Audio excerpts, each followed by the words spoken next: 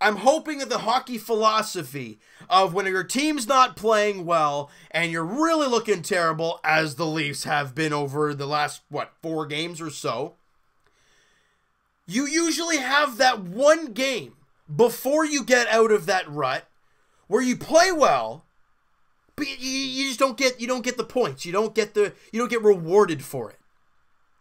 And my feeling about today's game, yes, the Leafs lost 3-0 with an empty netter, so really it was 2-0. And yes, the Leafs get shut out and only get 22 shots on goal. But I personally thought the Leafs played a pretty damn good game. Possession of play in the second and third period I thought was controlled by the Leafs. At least for most of the third period. Almost all of the second period was dominant. The Leafs gave up 2 shots in the second period. The Leafs also give up a total of 20 the entire game. After giving up 9 in the first period, almost half of their shots were in the first period. Now, speaking of the first period, we all know the Leafs have a tough time starting on time. And it kind of happened again today. And what have the Leafs been so bad at lately? Really all year long. Breaking the puck out of their own end. It has been a total disaster. It's great getting the possession, right? They get a slap shot from the point. Oh, big save by Freddie. He flips it to Jake Muzzin in the corner. That puck has to get out of your own end. Whether it's just a chip out, or you get past the red line, dump it in and chase it, or you come in into the zone and get a scoring opportunity.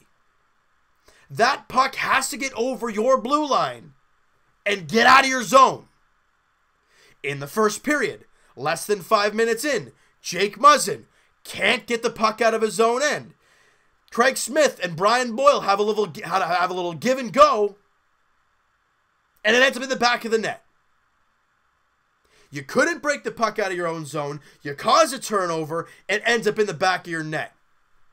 Good teams, like the Predators, will make you pay.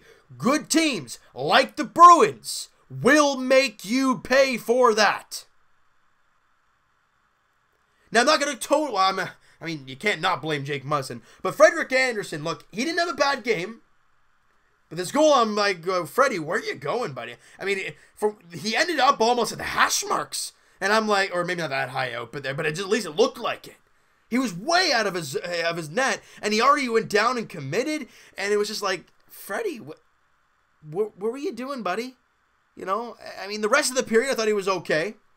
And the Leafs, you know, they didn't have a good first period. They were outshot 9-6 in the first period, and you were down 1-0. And you caused some turnovers. Justin Hall had a horrendous turnover. Tries to backhand it out of his own zone. First, through the middle of the ice. A lot of what I just said, you never want to hear in the same sentence. He tries it doesn't get up in the air, and it's just a little floater of a puck along the ice, and luckily it doesn't end up in the back of the net. Ozhiganov tries to put something off the boards. It doesn't get out. It happened quite a few times in the game. The Leafs just could not get the puck out of their own end. When you get possession, it's got to leave your zone. However, as the game did go along, into the second period and into the third period, the Leafs didn't play all that bad. And like I talked off the start, you have that game where you just can't find a way to win the game, but you play well, and hopefully it's the end of this abysmal stretch. The Leafs only gave up 3 goals. We talked about it in the last video. We talked about even if they lose the next game, you just want to see that goals against go down a little bit. And yeah, it was 3. It's an empty netter. Get rid of that. You only give up 2 goals against. You only give up 20 shots.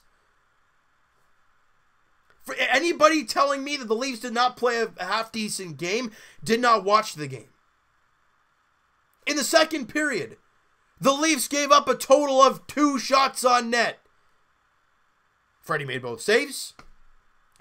However, they still can't find a way to beat Pekka Rinne. Last time the Leafs faced the Predators, shutout at home. Pekka Rinne in the net. Through 2 periods. Still can't solve Pekka Rinne. And it's a 1-0 lead heading into the third. I would say about 5-6 minutes into the third period, about 5-6 minutes into the third period, the Leafs get a golden opportunity. Hyman centers the puck. I don't know if Mitch Marner got a piece of it or not. It hits Pekka Rinne. He kind of kicks it to the side, right to John Tavares. JT's got a nice look at the net. He rifles it. Rinne flies across with a blocker and makes a huge save. Hyman's right there for another rebound. Another save by Pekka Rinne. You just couldn't beat him. It just could not happen. Couple of shots from the point, deflected. Either a just miss wide, or Rinne doesn't know where the heck the puck is, but it hits him. It happens. You know? And yes, Wayne Simmons scores midway through the third period at a cross crease. I don't know who's guarding him. He had a wide open, just kind of like a tap in from the side of the net. And of course, it's his first goal as a Predator against the Leafs. Great. You know, and then you're down 2-0, and it's the way this game was going. I think a lot of the energy was drained after that Wayne Simmons goal. But again, the Leafs did not play a bad game. You outshot the Predators. Yeah, it was only 22-20, but you outshot them. And early in the game, they outchanced the Leafs. But possession-wise, the Buds weren't that bad. You look at the face-off dot. You know, the Leafs, okay, they were actually -5. It looked a lot better, actually, on the ice.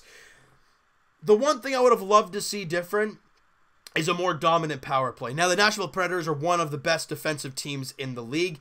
I know Rinne hasn't had a great year, but he clearly has the Leafs numbers because he's faced them twice this year and he's shut them out both times. But come on. Roman Josi, Ryan Ellis, Matthias Ekholm, PK Subban, that's your top 4. On the Leafs, any of those guys would probably be a top 2. That team has a great defense core. They have for so many years. And the Leafs had some opportunities, but just couldn't bury it. And it happens, people. Take my word for it when I'm trying to, trying to hold on to the thought of, okay, you lose this tough game, but it'll get better because they didn't allow 5-6 goals against. I'm hoping that's the right philosophy. And Frederik Andersen, I don't think he played that bad. Other than that weird goal where he's way out of his crease and the Ryan Johansson backhand that hits the post, where again Frederik Andersen is way out of his net, way overcommitting. Other than those 2 opportunities, I thought Freddie played a pretty solid game. I thought he looked sound. He didn't give away crazy rebounds. He looked very calm in the net. That's much better. And anybody say, well, 2 goals on 19 shots, that's not very good. Statistics are stupid, people. Plus minus stat, useless. You know why? Everyone hates Jake Gardiner. Everyone says, oh, Ron Haynes, he's having a tough time this year, yet he's like a +20. It's a meaningless stat. Numbers are numbers. You watch the game, you think about the game, and Frederik Andersen did not play bad. The one guy, though, that I thought was absolutely electric tonight, and of course nothing to show for it because the Leafs didn't score a goal, Austin Matthews. Now again, if you guys watched the game tonight, you would have seen he was all over the place. His speed was on display. He was flying. His dangles, his mittens were on fire. He looked great out there. Now ideally, couldn't beat Pekka Rinne, and not a lot of other people had anything going for them, because the Nashville Predators didn't give the Leafs many opportunities. So, it's the way it goes, guys. And great to see Kasperi Kapanen out there after coming back from the concussion injury that he had. Great to see him back out there. I'd love to see him back up there with Austin Matthews, because if Austin's going to start flying like he did tonight in games to come, put Kapanen up there and they'll be flipping flash all game long. That'd be nice to see. But you know what? Take it for what it is. Look, Leaf fans, did you think you were going to pass the Bruins? When the Leafs were facing Ottawa on Saturday, and Boston was facing Columbus, and we were only 2 points back, I thought there was a legitimate chance the Leafs could do it. But now, the Leafs are 6 back of the Bruins, because Boston crushed the Islanders 5-0 today. And the Leafs lost today. You're 6 back. You're what? 8 up on Montreal, 6 up on Montreal too. I don't know where, what was it? 8 up on Montreal. You're in an okay spot. So now all we got to look for as Leaf fans, don't look at standings anymore. We kind of know where we're going to sit, which sucks, but we know where we're going to sit. Get healthy and continue to get better and get a couple wins here before the end of the season. Maybe more than a couple wins, but the next game for the Toronto Maple Leafs, guys, is tomorrow. You don't have much time to dwell on anything. You're in Buffalo taking on the Sabres tomorrow. So if the Leafs play like they did today, tomorrow, you might come out with a victory. And hey, Garrett Sparks, put money where your mouth is, bud. I don't know why he's opening his mouth after that Ottawa game. He was terrible. So I don't know why he's open. Well, this team needs to wake up. You need to wake up too, bud. You've been inconsistent and terrible all year. So like I said, put play and money where your mouth is tomorrow in Buffalo. He plays like garbage. He better keep his mouth shut the rest of the season. All right? So you know what, guys? That is going to do it for this one. You guys enjoy this video, and you agree with me in the sense that the Leafs didn't play terrible today. Hit the like button. I do appreciate that. Hit the subscribe button if you guys have not already.